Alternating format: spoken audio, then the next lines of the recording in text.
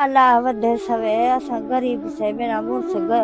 बीमार रहता कम जड़ा कोनी दुआ करे सुए बचड़िया को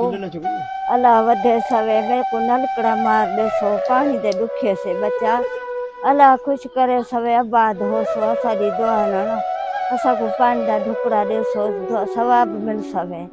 मेरा घर वाला बीमार है कमावन जड़ा कोनी मजूरी जड़ा बा कोनी नंढड़े बचड़े नहीं मिले मुल्क च तरस कोनी रम कोनी केर भरण नहीं देंदा